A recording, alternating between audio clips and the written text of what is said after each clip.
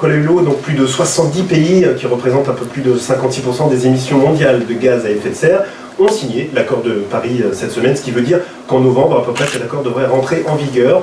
Jean-Claude Juncker, président de la Commission européenne, a même dit « Nous avons la chance d'assister à un mouvement que l'histoire retiendra ». Alors, est-ce que pour vous, c'est un succès? Ce qui a été quand même étonnant, c'est que les pays qui ont signé l'accord de Paris ne le ratifient pas, parce qu'il faudrait quand même un moment que la parole des États ait un sens. Donc je me réjouis de ça, mais je ne saute pas au plafond, parce que ça me paraissait normal. Maintenant, comment on fait? Comment on fait pour réaliser ces objectifs? Il faut aller vite, et surtout, nous arrive maintenant le temps de la cohérence. Et le temps de la cohérence, c'est comment va-t-on faire pour tenir ces engagements? Tant qu'on va subventionner les énergies fossiles à hauteur de 500 milliards de dollars par an dans le monde, on n'y arrivera pas. Je ne suis pas un esprit chagrin, je dis simplement que moi, mon rôle, c'est plutôt que de sauter au plafond, c'est de dire ok, j'engrange, j'accompagne, j'applaudis, mais maintenant, il faut mettre le doigt là où ça fait mal, parce que sinon, on va dans la mystification, et on ne peut pas se permettre d'aller dans la mystification. Julien?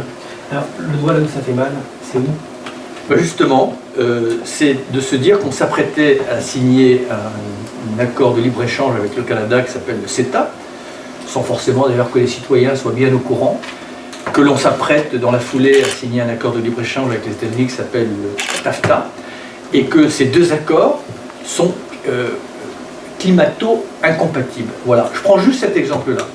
Mais à l'échelle du monde, tant que nous accorderons autant de subventions ou d'exonérations aux énergies fossiles, comment voulez-vous rendre abordables, notamment pour les pays du Sud, ou pour nos citoyens qui sont en situation de précarité, les énergies renouvelables? Comment voulez-vous réussir la bataille climatique quand l'agriculture dominante dans le monde est une agriculture énergivore et qui participe pour beaucoup au changement climatique?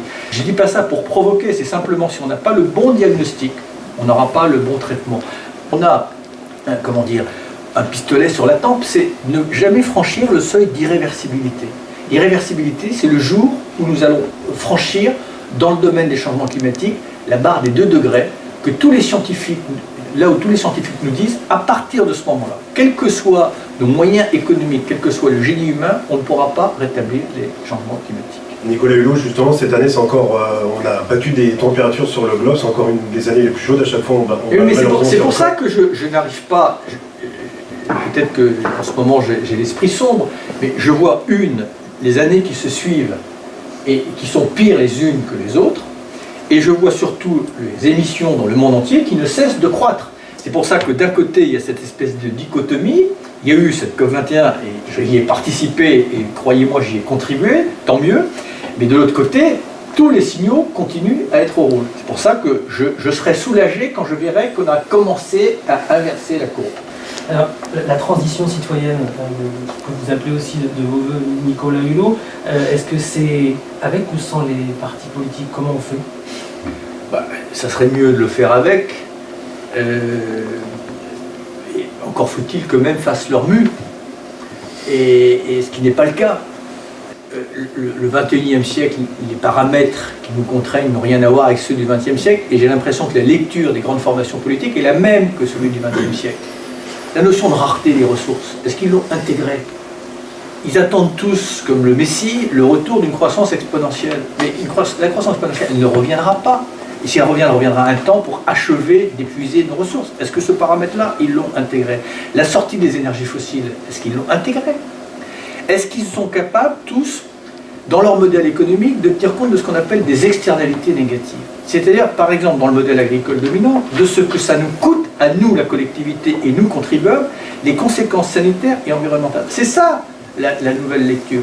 Donc j'espère qu'ils vont faire leur mieux. Ils le feront probablement sous la pression, sous la créativité, sous l'intelligence des mouvements citoyens. Donc il faut organiser cette connexion. Voilà, elle n'est pas facile à organiser parce qu'il y a un tel conformisme dans les formations politiques. Et c'est ça qui me désespère. Il y a de l'intelligence. Mais c'est l'intelligence comme la science, elle devrait évoluer. Et elle n'évolue pas parce qu'elle est toujours sur le même logiciel. Et il faut changer de logiciel. Alors émission spéciale sur Radio Laser en direct du salon Illério à Guichen avec Nicolas Hulot. Alors la politique, je pense que Julien des Échos, tu as des questions autour de la politique? Oui, il y en a d'autres, forcément. On pense à votre candidature, on l'a été évoqué, il y a eu par rapport à la présidentielle. Est-ce qu'à un moment, justement, cette transition, ça ne pouvait pas se faire avec une candidature? J'imagine forcément, vous avez plus que pensé. Ça aurait été probablement nécessaire, parce que la difficulté que nous avons aujourd'hui, c'est que quoi que nous mettions en avant, que nous fassions jaillir, que nous harmonisions, qui va être le réceptacle? Parce qu'on peut proposer des choses, mais il faut que nos interlocuteurs ne le fassent pas simplement par opportunité électorale, le fassent par conviction. S'il n'y a pas la conviction et compréhension, ça ne servira à rien. Je ne me suis pas senti prêt. Voilà, je dis les choses très, très clairement. J'ai été pris de court parce que ça ne faisait pas partie de mon ADN et de mon ambition. Voilà. Je pense qu'il aurait été nécessaire, mais j'ai préféré décevoir là plutôt que de décevoir après. Voilà. Il m'a manqué du temps, c'est aussi bête que ça. Voilà. Alors, Nicolas Hulot, il y a un article cet été dans Marianne qui disait que vous avez eu des pressions justement pour ne pas vous présenter. Vous confirmez? Des pressions, j'en ai eu autant pour me présenter que pour ne pas me présenter, c'est clair.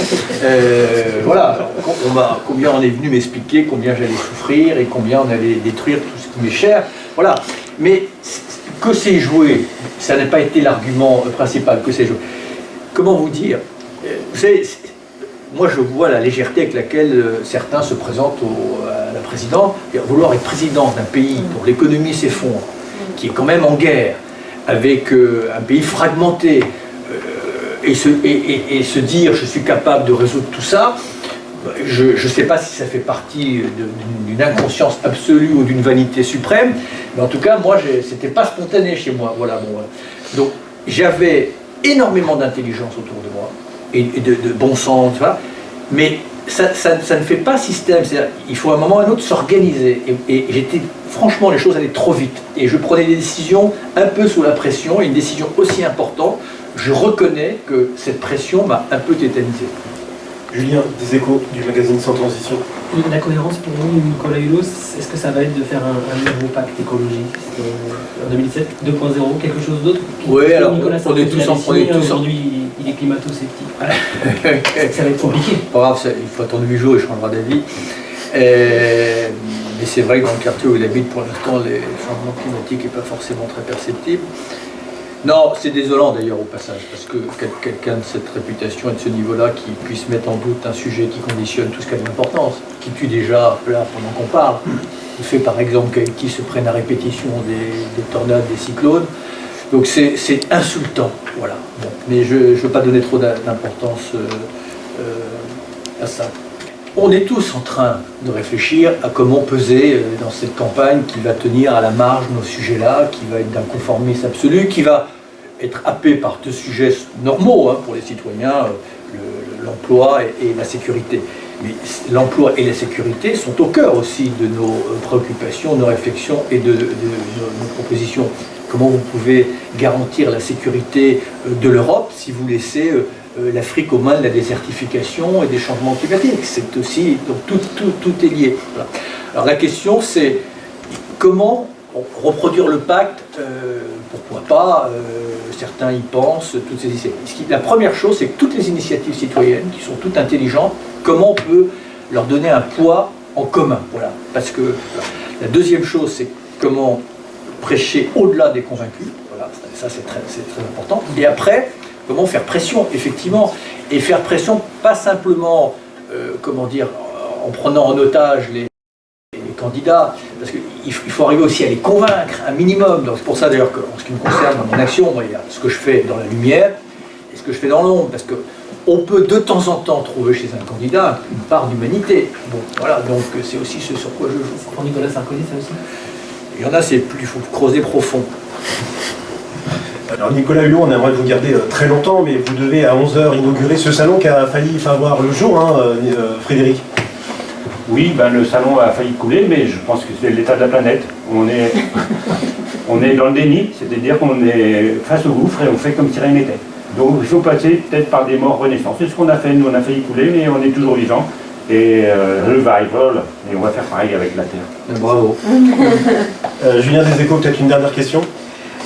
Nicolas Hulot, on a compris que vous ne seriez pas dans les partis, du coup c'est la transition, c'est comme ça que vous allez influer, vous allez rassembler toutes ces associations là, avant la présidentielle. On va essayer. C'est un forum citoyen. En tout cas, je vais les soutenir. Ceux qui souhaitent que je sois leur porte-voix, je le ferai. J'essaierai de valoriser les solutions, valoriser les initiatives. Ce qu'il faut bien comprendre, c'est que dans le tissu associatif, il y a une intelligence, il y a un bon sens, il n'y a pas simplement un constat, il y a des solutions. Il suffit de puiser dedans. Tout ça, c'est en open source. Je vais interpeller, bien entendu, les candidats, en public et également en privé. C'est tout ce que je peux faire. Je ne peux pas faire autre chose. Ça a ses limites, bien entendu, mais plus nous serons nombreux. Ce qui serait important, c'est que nous arrivions à faire en sorte qu'avant l'élection, les citoyens votent sur des solutions. Pour des solutions. Massivement pour des solutions. Donc que nous arrivions à identifier un certain nombre de solutions qui n'ont pas un parfum de gauche, qui n'ont pas un parfum de droite, qui n'ont pas un parfum du centre, qui ont un parfum de bon sens. Et si les citoyens pouvaient voter, donc c'est à ça qu'on essaie de travailler, et que si massivement ils votaient pour ces solutions, j'espère après que les candidats n'en parleront. Frédéric Van Poel. Juste pour dire qu'il y a un mouvement qui se lance qui s'appelle Label Démocratie. Du mouvement citoyen pour essayer de peser dans le débat. Regardez sur Internet, Label Démocratie. En tout cas, donc c'est un plaisir de vous avoir à nos micros. Merci à tous d'être venus. Nicolas Hulot, vous allez inaugurer ce 25e salon. Le salon se termine demain, dimanche. On aura l'occasion de se retrouver bien sûr sur Radio Laser et le magazine Sans Transition demain, de 11h à midi. Merci à tous d'être venus au studio, au micro de Radio Laser. À très vite.